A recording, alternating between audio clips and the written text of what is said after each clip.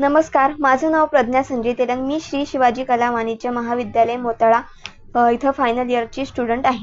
संविधान हे केवळ कायद्याचे पुस्तक नाही, तर ते भारताच्या प्रत्येक नागरिकांच्या स्वाभिमानाचे, स्वातंत्र्य आणि भविष्याचे रक्षण करणारे पवित्र ग्रंथ आहे.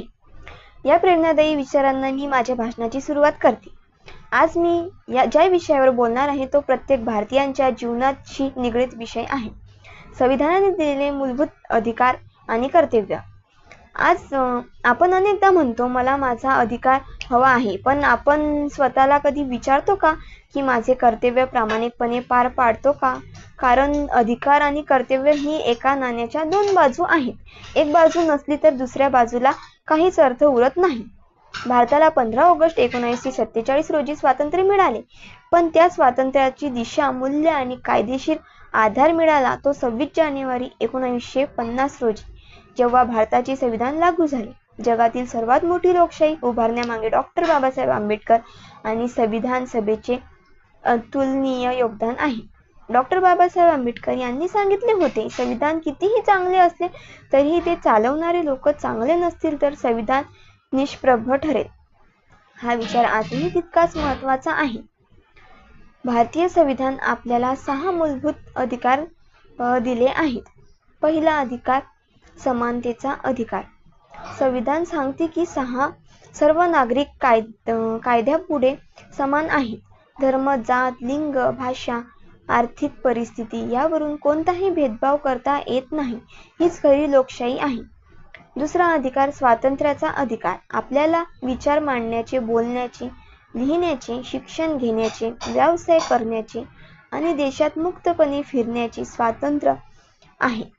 पण हे स्वातंत्र्य जबाबदारीने वापरणे आवश्यक आहे. सोशल मीडिया, चुकीच्या माहिती पसरवणे हे स्वातंत्र्य नसून समाजाप्रती अन्याय आहे. तिसरा अधिकार, शोषणाविरुद्धचा अधिकार.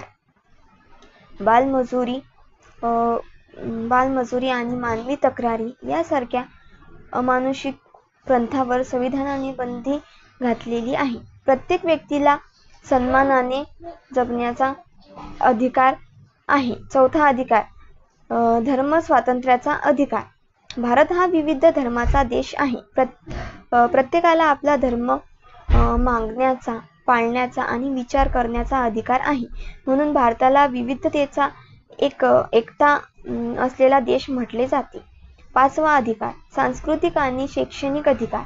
प्रत्येक समाजाला त्याची भाषा, संस्कृती आणि परंपरा जपण्याचा अधिकार आहे. विविधता हीच भारताची खरी ताकद आहे. सहावा आणि सर्वात महत्त्वाचा अधिकार, घटनात्मक उपायांचा अधिकार. जर आपल्या मूलभूत अधिकारांचे उल्लंघन झाले तर आपण न्यायालयात जाऊन न्याय मिळवू शकतो. म्हणून डॉक्टर बाबासाहेब आंबेडकर यांनी या अधिकाराला संविधानाचा आत्मा असे म्हटले.